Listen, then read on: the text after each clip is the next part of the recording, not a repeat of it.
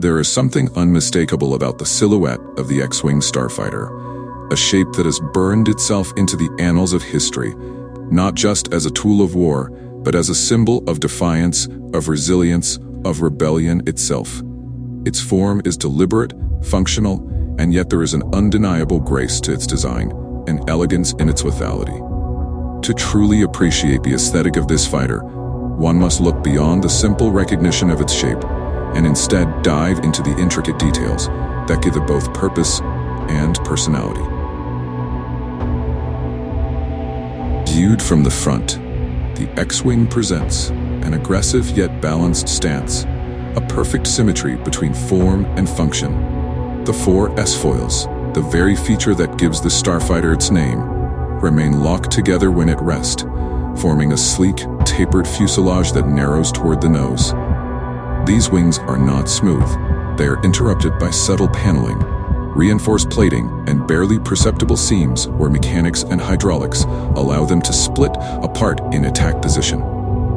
The leading edges of these foils have a slight bevel, worn in places from exposure to hyperspace jumps and atmospheric re-entries, the evidence of countless battles etched into the very middle. At the center, the cylindrical nose cone extends forward like the spear of a warrior, its surface a tapestry of mechanical precision. It is not a pristine, polished surface, but rather one covered in subtle etchings of wear and repair, the occasional blaster scorch or carbon scoring marking where the ship has survived another encounter. Just beneath the tip, the Resist laser targeting system sits like an unblinking eye, its darkened aperture a stark contrast to the light-colored durasteel surrounding it. Set back from the nose, the cockpit canopy is an angular contrast to the fighter's otherwise rounded forms. The transparent canopy is framed in thick, gunmetal gray reinforcement bars, dividing the view into segmented panes. These supports are not just structural, they create a sense of enclosure, a feeling that inside this cockpit, the pilot is both shielded and encased in a machine built purely for combat. The forward viewport, slightly convex, catches the light and distorts it ever so slightly, reflecting the glint of distant stars in elongated freaks. And then, of course, there is the astronaut socket, positioned just behind the cockpit, protruding slightly above the fuselage. The droid within, typically an R2 unit, adds a sense of companionship to the design, a small but vital extension of the fighter's purpose. The metal plating around this socket is slightly raised, subtly sloped, creating an aerodynamic channel that allows the wind or vacuum of space to slip past it effortlessly. From the side, the X-Wing's proportions become truly evident. Long, lean, and powerful. The fuselage is a narrow spine, a framework that supports the S-foils, engines, and cockpit, while leaving little room for excess. There is no wasted space, no unnecessary bulk. Every contour, every panel serves a purpose. The engines, mounted in pairs along the S-foils, dominate this view. Each of the four cylindrical thrusters extends outward from the wings, their nozzles slightly recessed, ringed with heat-scorched metal.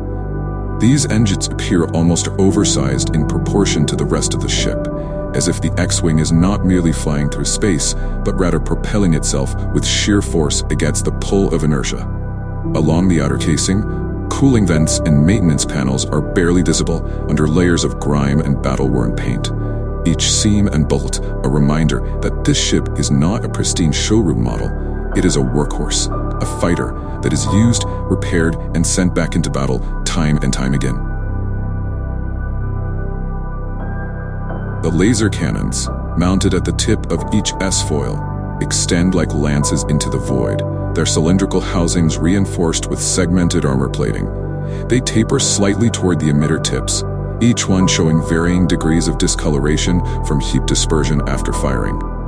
The barrel sections feature subtle ridges, barely noticeable grooves running along their length, a minute but deliberate design choice to aid in dissipating heat and maintaining structural integrity. Small maintenance ports along the base of the cannon housings provide access to the power feeds, tiny hatches that in the heat of battle, no pilot will ever see, but every mechanic will have worked on. Beneath the fuselage, the landing gear compartments remain flush with the hull, barely discernible unless deployed. The mechanical panels fit seamlessly, with only the faintest of outlines revealing where they will extend from. When open, the gear itself is thin but reinforced, a trio of struts designed to support the weight of the fighter on uneven terrain. From the back, the X-Wing is a statement of raw propulsion power. The four primary engines, aligned in perfect symmetry, dominate this view, their interiors glowing with the telltale pink of ionized thrust. The metallic cowling around each thruster is marked with both precision and wear. Exhaust buildup creates darkened streaks along the edges, while the occasional repair patch stands out against the original plating. Between these engines, the central fuselage narrows into the aftmost section, where additional mechanical gribling can be seen. Tiny conduits, heat exchangers, and exposed panels that add to the industrial realism of the ship. There is no unnecessary smoothness here. Every element suggests functionality, that these are machines built for war, not for aesthetic pleasure. The red markings along the wings and fuselage, a signature of the Rebel Alliance, are worn, chipped, and sometimes barely visible, as though the battle itself has tried to erase the very symbol of defiance from the hull.